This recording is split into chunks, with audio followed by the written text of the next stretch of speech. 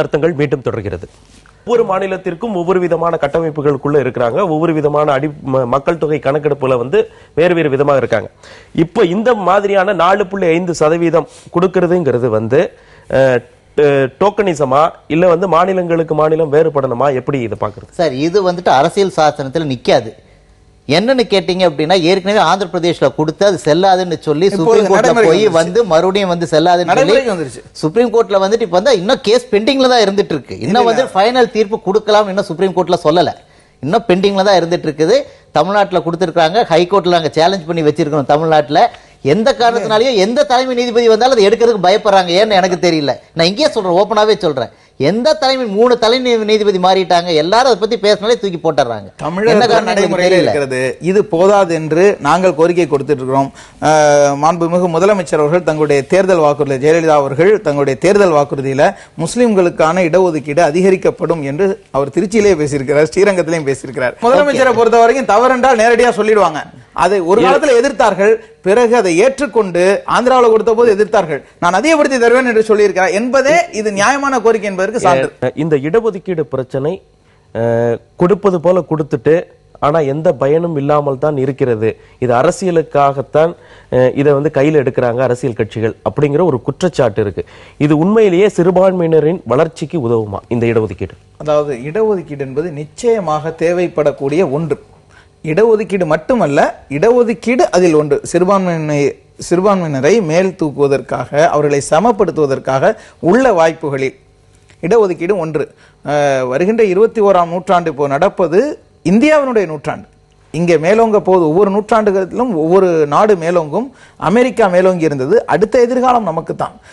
இவ்வளவு பெரிய நாட்டிலே, மக்கள் வளம் மிகுந்த நாட்டிலே மிக பெரும்பான்மையான ஒரு சிறுபான்மை சமுதாயத்தை பின்னுக்கு தள்ளி வைத்துவிட்டு ஒரு நாடு வல்லரசு காண முடியாது. ஆகவே இந்த நாட்டினுடைய வளர்ச்சியிலே, அதனுடைய முன்னேற்றத்திலே எங்கள் பங்களிப்பும் இருக்க வேண்டும் என்பதற்காகத்தான் இந்த ஒதுக்கீடு. ஆனால் அரசியல் கட்சிகள் இதை அற்பமான அரசியல் லாபங்களுக்காக, முஸ்லிம்களை ஏமாற்றுவதற்காக, இதுல பாஜகவை மட்டும் குற்றம் சொல்ல முடியாது. அவர்கள் களத்தில் நின்று எதிர்ப்பார்கள். காங்கிரஸை பொறுத்த வரைக்கும் நமக்கு ஆசை வார்த்தைகளை காட்டி காட்டி காட்டி ஏமாற்றுவார்கள். ஆனால் இனி ஏமாறுவதற்கு முஸ்லிம் சமுதாயம் தயாராக இல்லை. இத பத்தி நீங்க அரசியல் கட்சிகள் ஏமாறுறதுக்கு தயாரா இல்லைன்னு சொன்னார் இல்லையா? ரொம்ப சந்தோஷமான விஷயம். அவங்க உண்மையாவே இந்த நாட்டுல நாங்களும் எல்லாருக்கும் சமமானவர்கள் அப்படின்னு நினைச்சாங்கன்னா, அவங்க வரக்கூடிய ஒரே இடம் அது பாரதிய ஜனதா கட்சியா மட்டும்தான் இருக்க முடியும்ன்றது என்னுடைய அபிப்பிராயம். என்ன காரணம்னு கேட்டா, பாரதிய ஜனதா கட்சி மட்டும்தான் அவங்க மெயின் ஸ்ட்ரீமுக்கு வாங்க, தேசிய நீரோட்டத்துல கலந்துக்குங்கன்னு கூப்பிடுறது பாரதிய ஜனதா கட்சி மட்டும் தான் கூப்பிட்டு இருக்காங்க. இவங்க தனியா நிக்கிறாங்க. ஒவ்வொரு குடிமகனும் மேல வரணும்.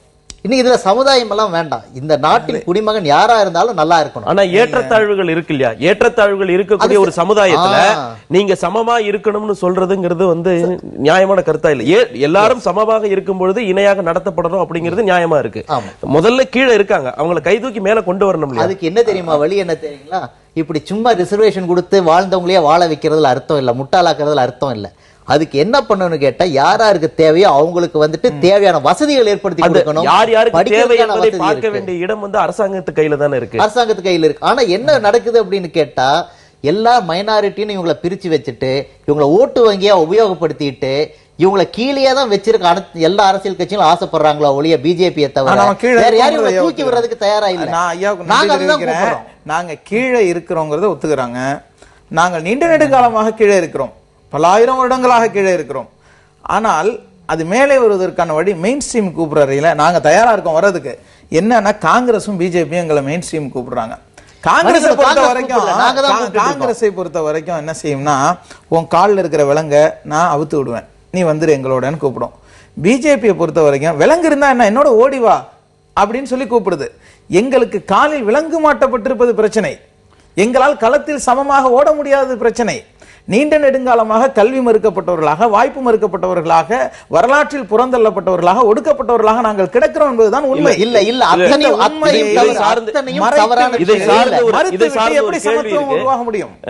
அதாவது சிறுபான்மை சமூகத்தினர் இந்த மாதிரியான விஷயங்கள்ல தானாக ஒதுங்கிக் கொள்கிறார்களா, ஒதுக்கப்படுகிறார்களா? ஒதுக்கப்படுகிறார்கள். உதாரணத்துக்கு இடஒதுக்கீடு வரும்போது அசீம் பிரேம்ஜி இருக்கிற சமூகத்துக்கு எதுக்கு இடஒதுக்கீடுன்னு கேட்கிறாங்க பிஜேபி. அவங்க முஸ்லீம் சமூகத்துல யாரை பார்க்கறாங்க பாருங்க. அசீம் பிரேம்ஜி என்னைக்காவது அவர் முஸ்லீம்னே பலருக்கும் தெரியாது. இப்படியானவர்களை பார்த்து கொண்டு முஸ்லீம் சமூகத்தின் நீங்க இன்னைக்கு கடுமையான குளிர்காலம் டெல்லியில, ஆனால் வீதியில் படுத்து உறங்குவோருடைய எண்ணிக்கை எடுத்தால் 80% முஸ்லீமாக இருப்பார்கள். இவங்க சொல்ற முஸ்லீம்கள் ஒடுக்கப்பட்டாங்க, தாழ்த்தப்பட்டாங்க. இது வரைக்கும் எத்தனை முஸ்லீம் ஜனாதிபதி இருக்காங்க? எல்லா இடங்களையும் முஸ்லீம்ங்கிற பேர்ல எங்கேயாவது இவங்களை ஒதுக்கி வச்சிருக்காங்களா? எல்லா இடங்களையும் தலைமை நீதிபதியில் இருந்திருக்காங்க, மாநில தலைமை நீதிபதியில் இருந்திருக்காங்க, எல்லா இடங்களையும் இருந்துட்டு தான் இருக்காங்க. ஆச்சுங்களா? நேற்று அரசியல் விளையாட்டுங்கிறதுக்கு ஒரு உதாரணம். சோலி சொரப்ஜி அவர்கள் இந்தியாவினுடைய அட்டர்னி ஜெனரலாக இருந்த போது வாஜ்பாய் காலத்துல அவர் இந்த சிறுபான்மை பணிக்குழுவின் 12வது மாநாடு ஜெனீவாவில் ஐநா சபை சார்பாக நடத்தப்பட்டது. அதுக்கு போறார். அங்கே என்ன பேசுறாரு? இதே விஷயத்தை சொல்றாரு. இது தாழ்த்தப்பட்டவர்களுக்கு தரக்கூடிய இடஒதுக்கீடு மிகப்பெரிய அரசியல் நாடகம், விளையாட்டு, ஓட் பேங்க் பாலிடிக்ஸ்னு சொல்றார். அங்கே மறுத்து பேசியவர் தமுமுகவினுடைய தலைவர் பேராசிரியர் ஜவாஹிர்லால் அவர்கள், இந்த ஆண்டு கூட திண்ணியத்திலே தாழ்த்தப்பட்டவர்கள் மலம் தின்ன வைக்கப்பட்டிருக்கிறார்கள். இவ்வளவு பெரிய கொடுமைகள் தாழ்த்தப்பட்டவர்களுக்கு இழைக்கப்பட்டு கொண்டே இருக்கின்றன. இன்னும் இரட்டை கோலை முறை இருக்கிறது. இன்னும் ஒடுக்கப்பட்ட கயர்லாஞ்சி என்ற இடத்திலே சொந்தமாக நிலம் வைத்திருந்த காரணத்திற்காக 12 தலித்துகளை அந்த நிலத்திலேயே போட்டு வெட்டி சாய்த்திருக்கிறார்கள். இப்படிப்பட்ட நிலைமைகள் இந்தியாவிலே தொடர்ந்து கொண்டிருக்கும் பொழுது நீங்க எந்த இடஒதுக்கீடு மாற்றி இருக்கீங்க?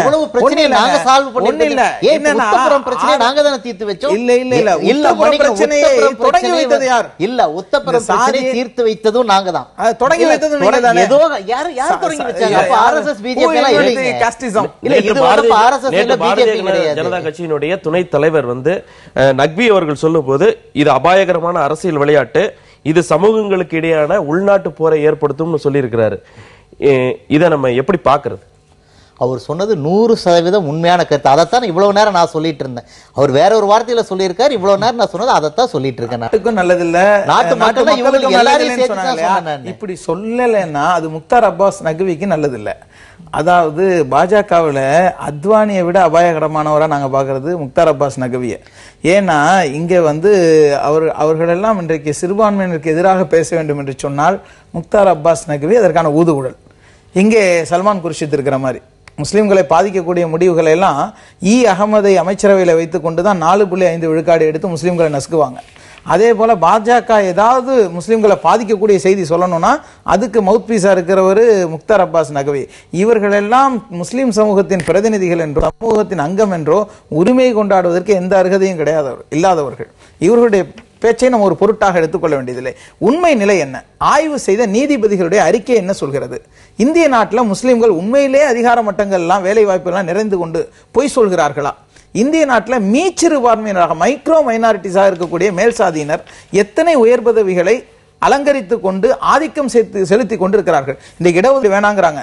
இடஒதுக்கீடு யாரு வேணான்னு சொல்லுவாங்கன்னா, ஆக்கிரமித்து கொண்டு தங்களுடைய இடங்கள் அல்லாததையும் சேர்த்து வைத்துக் கொண்டு ஆதிக்க சக்திகள் மட்டும்தான் இதை எதிர்ப்பார்கள். இடஒதுக்கீடு வேண்டாம் இல்ல, அவர் தவறா சொல்றேன். இடஒதுக்கீடு வேண்டாம்னு சொல்லல, இடஒதுக்கீடு முறைப்படுத்தணும்னு சொல்றேன். ஒரு காலகட்டத்தில் அது இல்லாத போற அளவுக்கு எல்லாரும் மேல வரணும்னு சொல்றேன். அதைத்தான் நான் சொல்றேன். ஒரு சிறிய இடைவெளிக்கு பிறகு புது அர்த்தங்கள் தொடரும். தாலாட்டு பாடி முடிக்கிறதுக்குள்ள பெண் குழந்தைங்க கிடுகிடுன்னு வளர்ந்துடும் சொல்லுவாங்க. உங்க அன்பு மகளோட சேர்ந்து உங்க சேமிப்பும் வளரட்டுமே. ஜாய் லுகாஸ் ஈஸி கோல்ட் சேவிங் ஸ்கீம்ல சேருங்க. உங்க முதலீடும் பல மடங்கு வளரும், உங்க பொண்ணோட வாழ்க்கையும் சிறப்பாக அமையும். Joya Lucas, world's favorite jeweler.